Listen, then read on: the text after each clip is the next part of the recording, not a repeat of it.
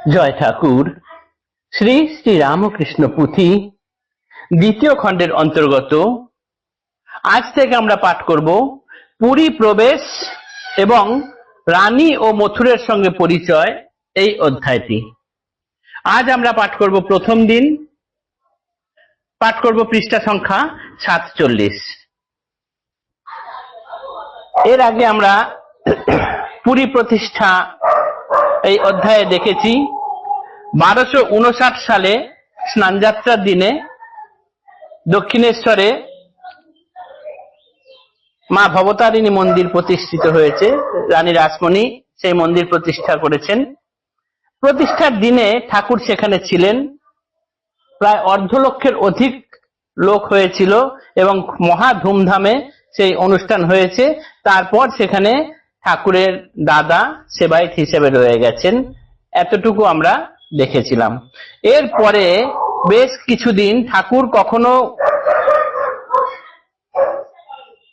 ঝামাপুকুর লেনের টোলে থেকেছেন, কখনো কামারপুকুরে গেছেন, কখনো শিহরে ভাগ্নে হৃদয়ের বাড়ি গিয়ে থেকেছেন। এরকম করে কিছুদিন সময় কেটেছে। এখন আমরা যে অংশ পাঠ করব সেটি মন্দির তৈরির 3 বছর পর, অর্থাৎ 1259 সালে মন্দির তৈরি হয়েছিল। এখন আমরা যে অংশ পাঠ করব সেটির পটভূমিকা হচ্ছে 1262 সনের সময়, অর্থাৎ মন্দির 3 বছর হলো প্রতিষ্ঠা হয়ে গিয়েছে। তার দাদা সেখানে সেবায়েত হিসেবে কাজ করছেন, পূজারী হিসেবে। সেই পটভূমিকার উপরে এই অধ্যায়টি, পুরী প্রবেশ এবং রানী ও মথুরের সঙ্গে পরিচয়। ঠাকুর শ্রী শ্রী রামকৃষ্ণ দেব এই ভবতারিণী মন্দিরের সঙ্গে কিভাবে যুক্ত হন সেই অংশটি, এবং মথুর ও রানী রাসমণির সঙ্গে ঠাকুরের পরিচয় এই পর্ব। আজ যে অংশ পাঠ করব তাতে আমরা দেখব যে মথুর ঠাকুরকে দেখেছেন, ঠাকুর এখনো কিন্তু মথুরের সঙ্গে আলাপ করেননি। সেই অংশ পাঠ করছি, পুরী প্রবেশ এবং রানী ও মথুরের সঙ্গে পরিচয়।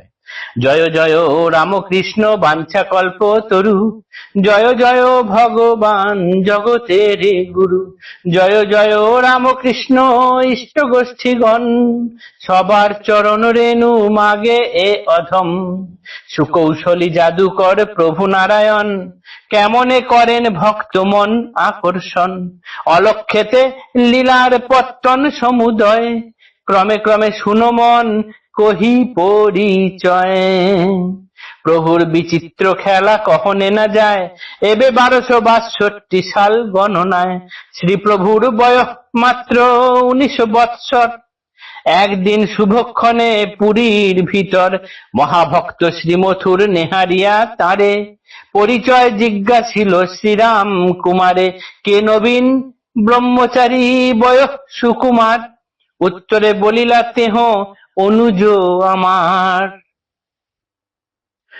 ঠাকুরকে মন্দিরে ঘোরাঘুরি করা অবস্থায় মথুর বাবু তাকে একদিন দেখেছেন। তখন ঠাকুরের বয়স মাত্র 19 বৎসর। তাকে দেখেই মথুর বাবুর খুব ভালো লেগে গেছে। মথুর বাবু তখন পূজারী বামুন রামকুমার চট্টোপাধ্যায়কে জিজ্ঞাসা করলেন যে এই বালক বয়সী যে ব্রহ্মচারীর মতো দেখতে, সুন্দর দেখতে, সুকুমার, এটি কে? রামকুমার চট্টোপাধ্যায় বললেন যে ও আমারই ভাই, ছোট ভাই। উত্তরে বলিলা তেহ অনুজ আমার, মথুর বলিল মূর্তি প্রীতি দর্শন, পুরী মধ্যে রাখিবারে বড় লয় মন। ওকে দেখতে তো খুব সুন্দর লাগছে, ওকে এই মন্দিরে রাখতে খুব মনে ইচ্ছা হচ্ছে। পুনশ্চ কহিল তাই শ্রীরাম কুমার, এখানে থাকিতে নাহি করিবে শিকার।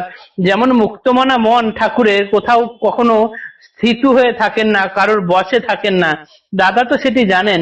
তাই তিনি বললেন, পুনরায় তিনি মথুর বাবুকে বললেন যে মনে হয় না যে ও এখানে থাকতে স্বীকার করবে। আর না বলিল কিছু মথুর সেদিন, কিন্তু মনে জাগে মুগ্ধ মূরতি নবীন। মথুর বাবু আর কিছু বললেন না ঠিকই, কিন্তু মনের মধ্যে তার ছবিটুকু আঁকা হয়ে রইল এবং সেইটিতেই তিনি মুগ্ধ হয়ে রইলেন।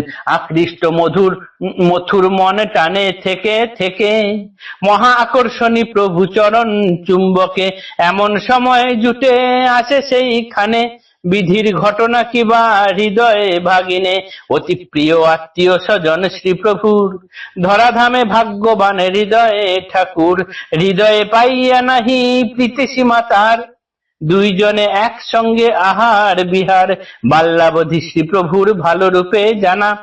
মাটিতে গড়িতে দেব দেবীরও প্রতিমা, রঙে ঢঙে এত দূর মূর্তি অবিকল, মৃন্ময়কে বলে যেন জীবন্ত সকল।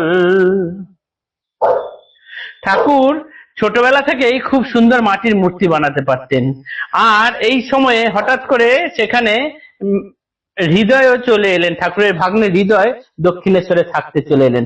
হৃদয়কে পেয়ে ঠাকুরের কিন্তু আনন্দের সীমা নাই, কেননা ছোটবেলা থেকেই ঠাকুর এবং ভাগ্নে হৃদয় একসঙ্গে বহুক্ষণ সময় কাটিয়েছেন। সেই ঠাকুর এখন মাটি দিয়ে এক সুন্দর মূর্তি গড়তে থাকলেন। রঙে রঙে ঢঙে এত দূর মূর্তি অবিকল, মৃন্ময়কে বলে যেন জীবন্ত সকল, শিল্পকর কারিকর প্রভুর মতন, শ্রবণে না শুনি চক্ষে নহে দর্শন, আপনার পূজার কারণ পরমেশ, যতনে গরিলা গঙ্গা মাটিরও মহেশ, ত্রিশূল ডমরু আদি নাগ আভরণ, শশী শশী ফোঁটা ছিঁড়ে জটা বলদ বাহন, তিলক বিজয়ী বৃষ গড়া হেন থামে, হইল মুক্ত আঁখি দেখে পরে ভ্রমে। নিজে পুজো করার জন্য ঠাকুর এখন কি করলেন না, একটি শিবের মূর্তি তৈরি করলেন।